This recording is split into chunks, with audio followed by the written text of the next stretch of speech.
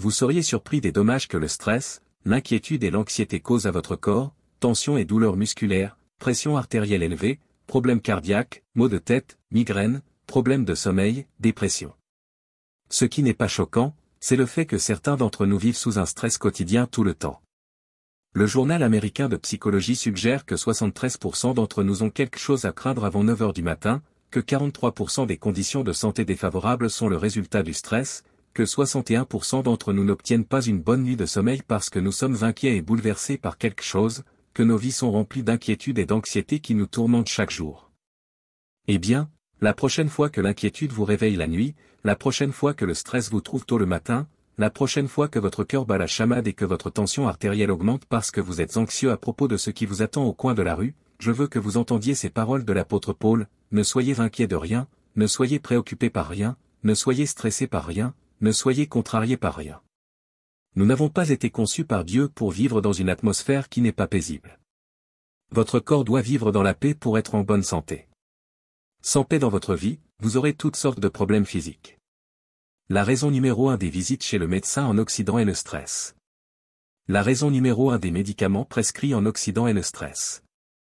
Nous n'avons pas été conçus par Dieu pour vivre sous le stress et l'anxiété, nous avons été conçus par Dieu pour vivre dans la paix. J'ai vécu sous le stress pendant des années, mais je vis en paix. J'ai vécu en paix pendant de nombreuses années, c'est une chose profondément différente. L'inquiétude incontrôlable nous privera de paix, et c'est quelque chose que j'ose dire que la plupart d'entre nous, sinon tous, luttent avec dans certains domaines de notre vie.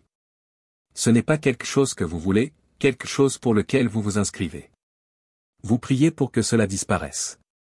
Vous ne voulez pas vous inquiéter, mais vous ne pouvez pas vous empêcher de vous inquiéter. L'inquiétude incontrôlable semble simplement s'accrocher à vous, vous ne pouvez pas y échapper, vous avez l'impression de ne rien pouvoir y faire. Alors, qu'est-ce qui vous prive de paix? Jean 14 verset 27 dit, « Je vous laisse ma paix, je vous donne ma paix. Je ne vous donne pas comme le monde donne. Que votre cœur ne soit pas troublé et ne craigne point. » Voyez, si votre attente est que nous puissions avoir la paix sur terre, ne retenez pas votre souffle, car cela ne viendra pas avant que le prince de la paix lui-même ne revienne et ne fasse toute chose nouvelle. Mais si votre attente ou votre désir est que vous puissiez expérimenter la paix sur terre au milieu des troubles, que vous puissiez marcher avec elle, vivre avec elle, qu'il y ait une paix dans votre cœur, peu importe ce qui se passe autour de vous, c'est très possible, un cadeau qui est disponible pour vous aujourd'hui. C'est la lutte de nos vies, l'inquiétude, l'anxiété. Il y a toujours un sentiment sous-jacent de crainte pour l'avenir ou de souci pour l'avenir qui nous prive du présent. Est-il possible pour nous de vivre de telle manière que les inquiétudes pour l'avenir ne nous privent pas de la joie et des possibilités d'aujourd'hui? Est-ce possible? Je crois que c'est le cas. Et si vous lisez les évangiles, vous remarquerez que Jésus semblait être vraiment bon pour vivre dans l'instant présent. Jésus, pensée Y, il a eu 3 ans de ministère public, et sa tâche, sa mission, son but dans la vie était de sauver l'humanité. C'est un travail assez important. Je sais que vous avez un grand travail aussi, mais c'est un gros problème, non? Et pourtant, il n'a eu que 3 ans, et d'une manière ou d'une autre, il semblait toujours rester présent dans le moment où il se trouvait. Une fois, il avait une mission très importante.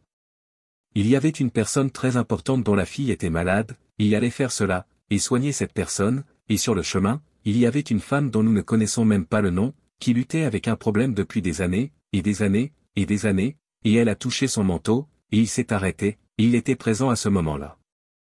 Il n'était pas tellement préoccupé par l'avenir, ce qui lui permettait d'apprécier l'instant présent juste devant lui. À quoi pensez-vous lorsque votre esprit va dans cet endroit, peut-être la nuit où vous avez du mal à dormir? À quoi pensez-vous? Il y a de fortes chances que ce ne soit pas une mauvaise chose. Cela peut être nos familles, le bien-être de nos enfants, comment nous allons payer nos factures à l'avenir, peut-être quelque chose qui se passe au travail. L'un de vous peut-il, par l'inquiétude, ajouter une seule heure à sa vie? En d'autres termes, l'un de vous peut-il, en se préoccupant de ce sur quoi vous n'avez aucun contrôle, influencer ce sur quoi vous n'avez aucun contrôle? Non, vous ne pouvez pas. C'est une recette pour le stress lorsque j'essaie de prendre le contrôle de quelque chose dont je n'ai pas la responsabilité. Alors il dit, ne vous inquiétez pas pour demain, car demain s'inquiétera de lui-même. Chaque jour a suffisamment de problèmes en soi. En d'autres termes, aujourd'hui a besoin de mon meilleur, aujourd'hui a besoin de mon attention, aujourd'hui a besoin de tout ce que j'ai. Je dois être à mon meilleur pour aujourd'hui, car demain n'est même pas garanti, et il a suffisamment de problèmes en soi. Alors il dit, ne laissez pas les soucis de demain vous priver de la joie, de l'attention et de l'opportunité d'aujourd'hui. Nous pouvons gérer une chose, mais ensuite une chose en prend deux, et ensuite lorsque deux choses deviennent trois, une vague après l'autre, cela suffit pour se demander si nous allons traverser cette tempête. La réponse de Paul à cette question est profonde et concise. Il dit, la paix de Dieu, qui surpasse toute compréhension, gardera vos cœurs et vos esprits en Jésus-Christ.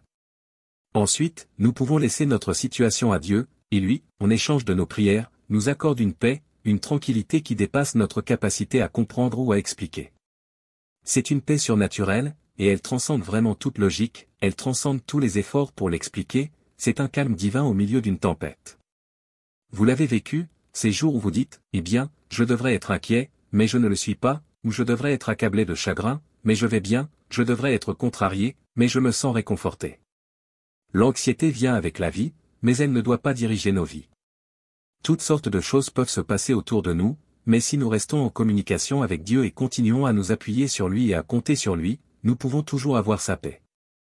Cela ne signifie pas que nous devons aimer la circonstance, cela ne signifie même pas que cela ne fait pas mal, mais cela signifie que nous pouvons avoir ce genre de paix spéciale. La paix que le monde offre est une paix qui ne fonctionne que lorsque les circonstances nous conviennent, mais Jésus nous a donné quelque chose de bien supérieur à cela. Il nous donne une paix qui, vraiment, la meilleure façon dont je sais comment le dire, est une paix qui n'a tout simplement aucun sens. C'est une paix déraisonnable, mais vous pouvez honnêtement avoir la paix dans la circonstance la plus difficile si vous avez vraiment une relation profonde avec Dieu. Si vous allez vivre en paix, cela ne se produira pas par accident. Chaque jour, nous avons des occasions de nous énerver, d'être offensés, de vivre inquiets. La vie arrive, les gens vous énervent, des factures inattendues arrivent, un membre de la famille est à l'hôpital. Si vous attendez que toutes vos circonstances se calment, alors vous allez avoir la paix, alors vous allez arrêter de vous inquiéter, vous attendrez toute votre vie. Dieu n'a jamais promis qu'il nous tiendrait à l'écart des difficultés, il n'a jamais dit que nous n'aurions pas de tempête, mais il a dit qu'il nous donnerait la paix au milieu des tempêtes. Il l'appelle une paix qui dépasse l'entendement. Cela signifie que malgré ce qui se passe autour de vous, vous avez toujours la paix. Comme si je vous demandais de définir la paix, souvent nous dirions, eh bien, la paix est l'absence de trouble, et c'est en quelque sorte vrai, mais cela la définit dans une connotation négative. La paix n'est pas l'absence de quoi que ce soit, c'est la présence de quelqu'un, et c'est le travail et le ministère du Saint-Esprit de faire connaître les mystères du Christ. Et mec, quand nous luttons avec quoi que ce soit, lorsque nous sommes troublés par quoi que ce soit dans notre vie et que nous nous tournons vers lui, que nous lui donnons cela de manière répétée dans la prière, mec, le prince de la paix gardera votre cœur et votre esprit d'une manière qui dépasse l'entendement.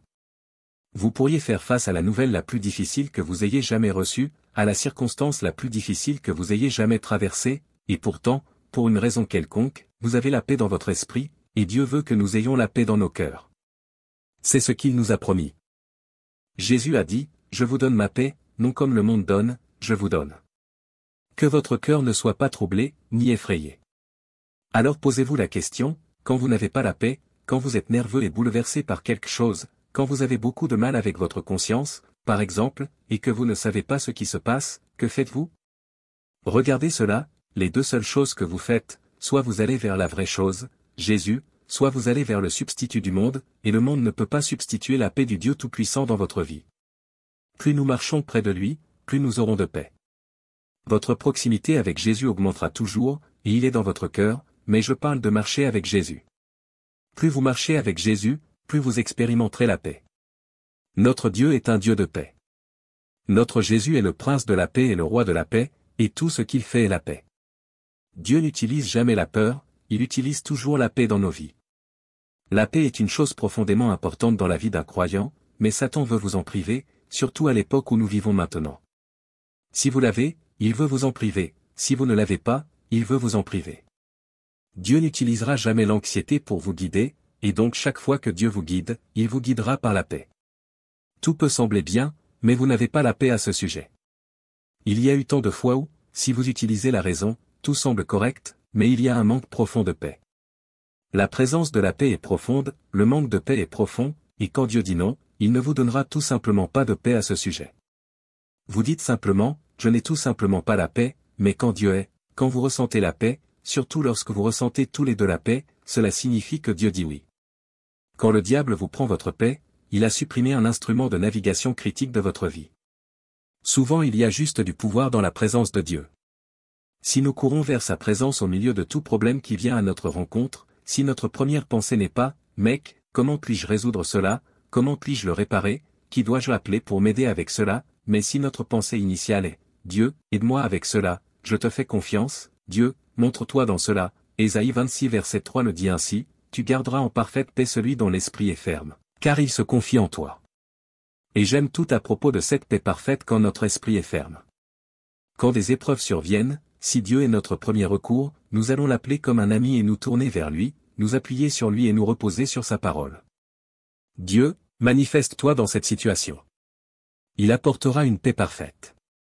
Je te donne cela, Père, et je te fais confiance avec cela. Je te fais confiance avec mes relations, je te fais confiance avec mon travail, je te fais confiance avec mes amis, je te fais confiance avec mon éducation.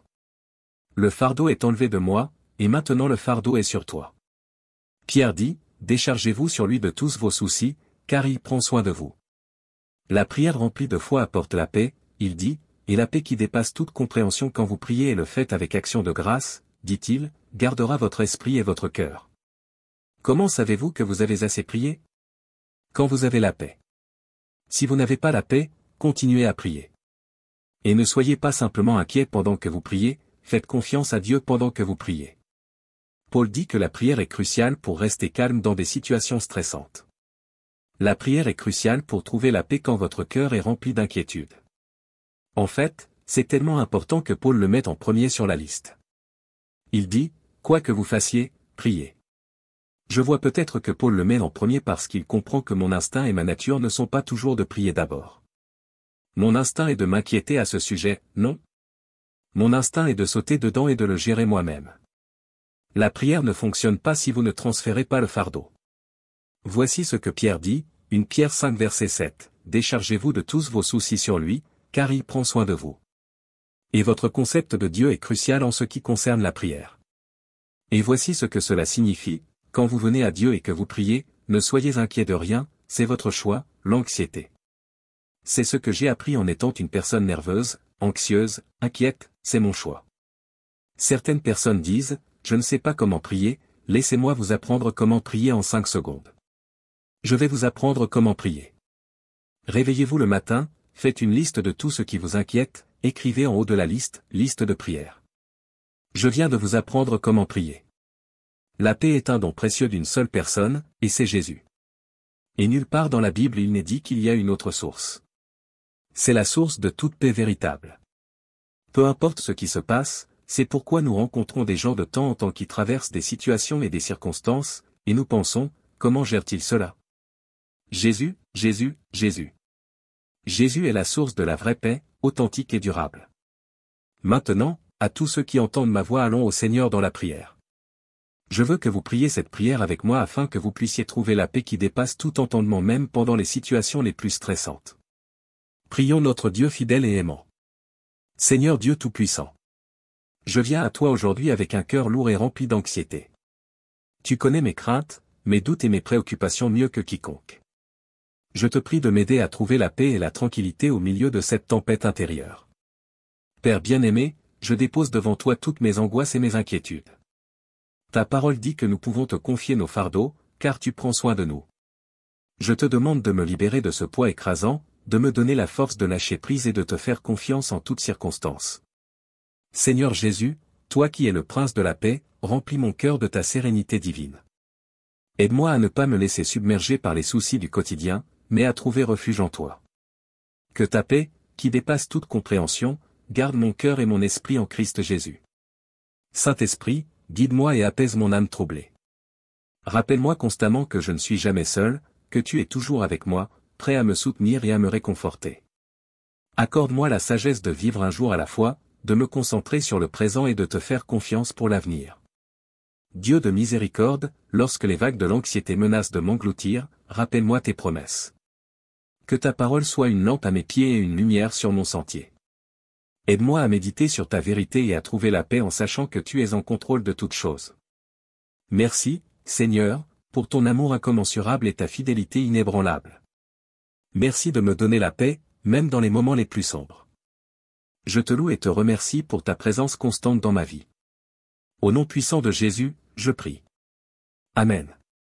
Pour recevoir les bénédictions qui découlent de cette prière, tapez le mot Amen dans la section des commentaires ci-dessous. Vous pouvez nous aider à toucher davantage de personnes et à répandre l'évangile en partageant la vidéo avec un ami ou un membre de votre famille et en cliquant sur le bouton j'aime. N'oubliez pas non plus de vous abonner à la chaîne pour plus de vidéos qui béniront votre cœur et élèveront votre esprit. Nous vous remercions pour tout votre soutien. Que la grâce et la paix de notre Seigneur Jésus-Christ soient avec vous tous. Merci.